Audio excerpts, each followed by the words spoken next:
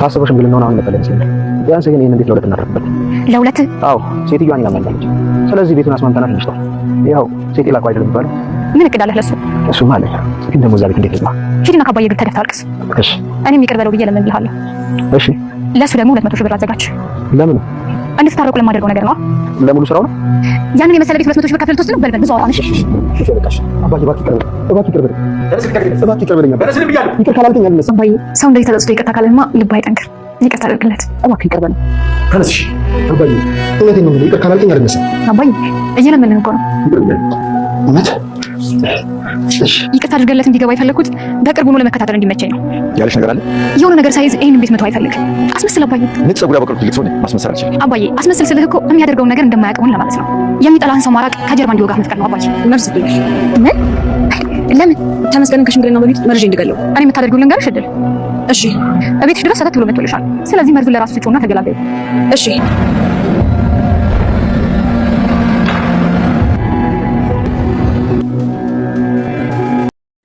እድል ትልቅ ስተሰራች ናቲና ለናቲ በራሱ ያመጣው መርዝ ለተመስገን ግዳይ ብሎ በሰጠሽ መርዝ ራሱ ስጪውና ራሱን ግዳዩና ተገላጋይ ብላት።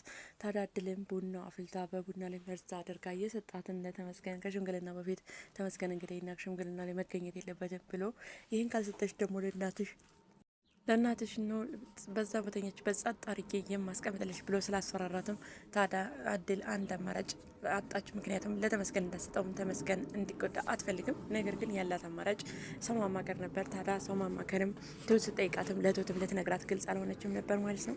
ታዲያ ወደ ቲናም ሄዳለች። ቲናን እንግዲህ እንድስትል ነበር ያማከረቻት።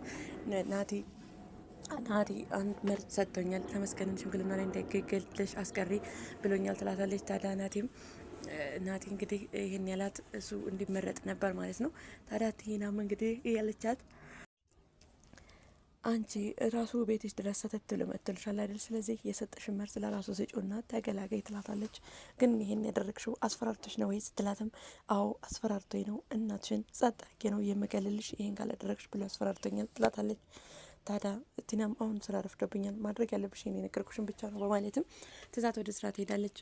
ነገር ግን በባለፈው ክፍል እንዳየ ነው ትሁት ይሄን መርዛት ቀይረው አትቀርም። ምክንያቱም እድል ከሶፋ ጀርባ አስቀምጣ ስትሄድ ትሁት ደግሞ አንስታ እንግዲህ ጓደኛዋ ጋር ደውላ ስለ መርዙ ማንነት አጣሪልኝ ስትልም ነበር። ታዲያ ኃይለኛ አደገኛ መርዝ እንደሆነም ጓደኛው ነግራት ነበር ማለት ነው።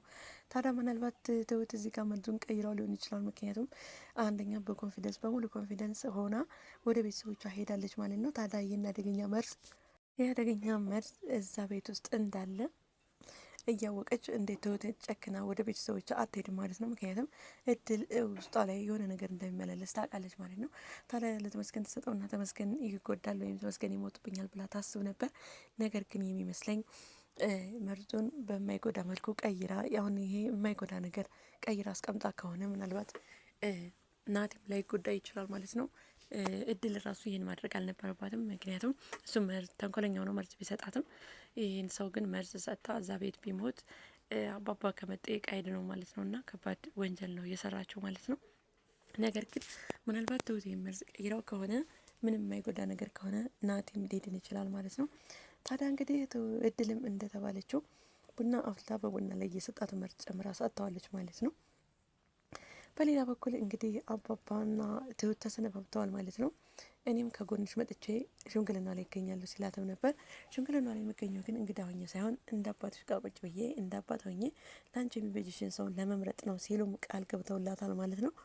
ታዲያ የካሌብ አባትም የድሮውን እያስታወሱ ማለት ነው ከስንት ሞትና ከስንት ስቃይ አንቺ ከጉድ አውጥተሽኛል ሲሏትም ነበር ማለት ነው። ትሁትም ይህ እኮ ኖረን እኮ ብዙ ነገር አየን፣ አሁንም ብዙ ነገር እያየን ነው ስትልም ነበር ማለት ነው። ታዲያ ተላቅሰው ተለያይተዋል ማለት ነው። ተመስገንም እንግዲህ እንደምመረጥ 100% እርግጠኛ ነኝ፣ ግን ደግሞ ዞሮ ባልመረጥ እንኳን እጠልፍሻለሁ ሲላትም ነበር ማለት ነው። ታዲያ አስቻው ተባብለው ከተመስገንም ጋር ተለያይተዋል። እንግዲህ ተንኮለኛው ናቲ ማለት ነው ቲናን አግኝታት ማለት ነው። እኔ አሁን ከአባዬ ቤት እንዴት ብዬ ልግባ? ሁለታችንም እንጠቀምበት ይሄን ቤት። እኔ ሴትዮዋ አሳመኛታለሁ፣ አምናኛለች። አንቺ ደግሞ እሱን አሳመኝ።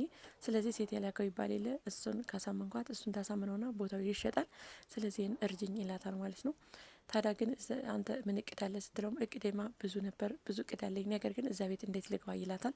እዛ ቤት እንድትገባ እኔ ያደርጋለሁ፣ ምክንያቱም አባዬ እግር ላይ ተንሰቅስቃ እያለቀስክ ውደቅና ይቅርታ እንዳደርግልህ እኔ ጠይቀዋለሁ ትለዋለች ማለት ነው። ግን ይሄን ላላደረግ 200 ሺህ ብር ክፈል ስትለው በአጠቃላይ ስለ ስራው ነው ሲላት፣ በአጠቃላይ ስለ ስራው ያን ኩላ ቤት ወስዳ 200 ሺህ ብር ብቻ ልትከፍል ነበር ያማረክ። አሁን እሷ በዛው ብላ ብድግ ስትል ልጇን ይዛትና በሀሳቧ እየስማማል ማለት ነው። ታዲያ ለቴና 200 ሺህ ብሩን ከከፈለን በኋላ እንግዲህ ወደ ቤት መጥቷል ማለት ነው። ወደ ቤት መጥቶም አባዬ እግር ላይ ወድቆ እንግዲህ አባዬ እግር ላይ ወድቆም ሲለምነው ነበር ማለት ነው። ታዲያ ቴናም እንደዚህ ተደፍቶ እየለመነህማ ይቅርታ ልብ ሊኖር ይገባል፣ ስለዚህ ይቅርታ አድርግለት ስትለውም እንግዲህ ካሌብ አባት ይቅርታ አድርጎለታል ማለት ነው። ታዲያ ናሸኘ በማለትም የካሌብን አባት ይዛው ተጣልቲና ማለት ነው። እኔ ይቅርታ እንድታደርግለት የጠየቅኩህና ይቅርታ እንድታደርግ እየለመንኩህም አንድ ነገር ስላሰብኩ ነው። ጠላክን ርቀ ሳይሆን እያንዳንዱ እርምጃ እየተከታተልክ ነው የምትጎዳው እንጂ ጠላክን አርቀህ መሱን መጉዳት ወይም መቆጣጠር አትችልም።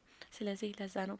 ስለዚህ ማስመሰል ልመድ ትለዋለች። እኔ እኮ ከነጭ ጸጉር አውጥቼ ማስመሰል አልችልም ይላታል። እኔ እኮ ዋሽ እያልኩ አይደለም፣ ነገር ግን ያወቅከውን ሁሉ እየሰማ እንዳልሰማ ሆንለት ትለዋለች ማለት ነው።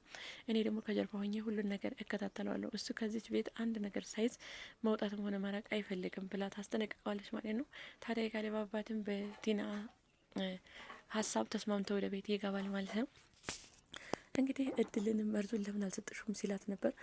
ቀን እኮ ዛሬ ብቻ አይደለም ትለዋለች ማለት ነው። የውልሽ ሽምግልና ላይ ቢገኝ ተመስገን አለቅሽም ይላታል ማለት ነው። ስለዚህ እኔ እኮ ሰጠዋለሁ ቀን እኮ ገና ነው ስትለው፣ እሺ ለማንኛውም አድርጊው፣ እዛ ሽምግልና ላይ ተመስገን ማየት አልፈልግም ማለት እዛ ግን ወዮልሽ ብሏት አስፈራርቷት ትሄዳል ማለት ነው።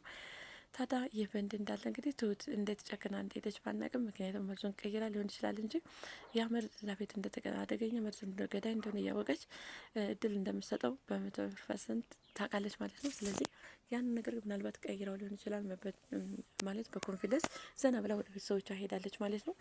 ነገር ግን ተመስገንንም አስጠንቅቀዋለች ማለት ነው። ለማንኛውም ምንድነው የሚባል አባባል አለ፣ ራሱ ማንቆፈረው ራሱ ማንገባበት ራሱ እንደሚባል ብጤ በባለፈው ክፍል እንግዲህ ያመር ሰጥቷት ገዳይ ባለመሆኑ ተርፏል ማለት ነው። የአሁኑም ምናልባት ትሁት ቀይረውና ገዳይ ያልሆነ መርዝ አርጋላት ከሆነ ምናልባት ምንም ላይሆን ይችላል ማለት ነው። ሊድን ይችላል። ነገር ግን ያው ያልተቀየረ ገዳይ መርዝ ከሆነ ግን ናቲ ይሞታል ማለት ነው። ናቲ ሞተ ማለት ደግሞ እዛ ቤት ትልቅ ችግር ይፈጠራል ማለት ነው።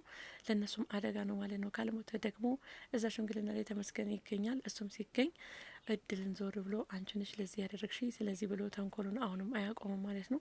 ያን ጊዜ ደግሞ ቲና እኔ ነኝ የገባሁት እና እኔ ነኝ እንደዚህ ያልኩት፣ ራሱ ባመጣው መርዝ ራሱ ሞተ፣ ስለዚህ ሰጠው ልትል ትችላለች። ነገር ግን ከተጠያቂነት አያድናቸው ማለት ነው። ነገር ግን የማይገል ከሆነ ደግሞ ነካ ናቲ የሰጠኝ የማይገል መርዝ ነበር ማለት ነው ብላ ትሁት እንድታምን እድል ተመስገን ማን ነው ናቲን ማታምነው ይሆናል ማለት ነው። ምክንያቱም ከዚህ በኋላ ራሱ ገዳይ መርዝ ቢሰጣትም እሱ ገዳይ መርዝ አይሰጥም፣ ከዚህ ቤቱን ገዳይ ነው ብዬ ተጠራጥሬ ለራሱ ሰጥቼው መቼ ሞተ ብላም እንግዲህ አረመኔና ጨካኝ እንዳልሆነ ልትረዳው ትችላለች ማለት ነው። ታዲያ እንግዲህ ከሽምግልና በኋላ ደግሞ ትሁት ስትመለስ እኔ እኮ መርዞን ቀይሬው ነው፣ አንቺ ግን መርዞን ልትሰጪው ነበር ትላታለች ማለት ነው። ቢሆንም ግን ገዳይም ቢሆን ራሱ ናቲን ገለሽው ነበረ። ስለዚህ የምትየውን ደግሞ ሰው በብዙ ነገር ማጥቃት እየቻልሽ ማስወገድ እየቻልሽ በመርዝ አልነበረም፣ ግን ገዳይም ቢሆን ሰጥተሽው ነበር። ይሄኔ ሰው ነፍስ ገድለሽ ነበር። ይሄኔ ደግሞ አታበባም ተመልሰው እስር ቤት እየገቡ ነበር። ይህ ማድረግ አልነበረብሽም እንደምትላት እርግጠኛ ነኝ ትሁት ማለት ነው እድልን። እኔ ግን መርዙን ቀይረው ስለቀየርኩት ሰጥሽው ይወዳነ ተረፈ፣ ከወንጀል ተረፉ የካሌብ አባትም ማለት ነው። ግን አንቺ መርዙን የመጣሽው መርዝ ሰጥሽው ቢሆን እኔ አባቴን አሁንም ደግመሽ ሌላ ጦዝ ውስጥ ከተትሽው ትላታለች ማለት ነው። ምናልባት በዚህ መካከል ቴና ገብታ እኔ ነኝ መርዙን ለራሱ እንድሰጠው እያደረግኩት፣ ስለዚህ እዚህ ድል ምንም አይነት ፍርጃ የለባትም ልትል ትችላለች ማለት ነው። እንግዲህ ቀጣይ እንግዲህ የምናየው የትሁትን ሽምግልና ማን የመረጥ ይሆን የሚለውን የምናየው ይሆናል። እንግዲህ ናቴስ የጠጣው መርዝ የእውነት ገዳይ ይሆን ወይስ ትሁት ቀይራ ነፍሱን አተርፈውለት ይሆን የሚለውን እንግዲህ በቀጣይ ቪዲዮ ይዘን የምንመጣ ይሆናል። ለዛሬው እዚህ ላይ ያበቃው። በሌላ ቪዲዮ እስከምንገናኝ ድረስ ቸር ሰንብቱ። ባይ ባይ።